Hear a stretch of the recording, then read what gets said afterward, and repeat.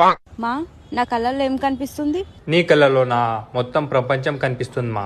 అనా మరి అక్క కళ్ళలో చూసి చెప్పవా, ముంగట పోలీసోడు ఉన్నాడో లేడో, నా దగ్గర హెల్మెట్ కూడా లేదు.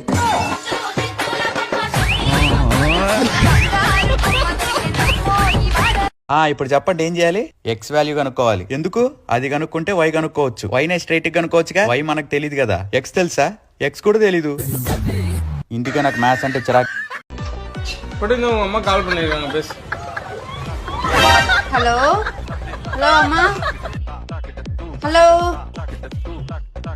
ஹலோ நான் ஒண்ணுமே பேச மாட்டேறாங்க. ஹலோ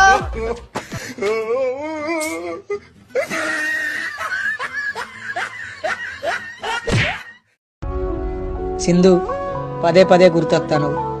అసలు నేను గుర్తున్నానా నీకు? ఆ రోజు బస్సులో పక్క సీట్లో కూర్చున్నావు. కండక్టర్ చిల్లర లేదని నాకు 3 రూపాయలు, నీకు 7 రూపాయలు, ఇద్దరిని తీసుకోమని 10 రూపాయలు నోటు ఇచ్చిండు నీకు. నా నెంబర్ బస్ టికెట్ పైన రాసిచ్చిన నీకు ఫోన్ చేయమని. ఇంకా ఫోన్ కూడా చేయలేదు. కనీసం ఆ నెంబర్కు నా 3 రూపాయలన్న ఫోన్ పే చేయి.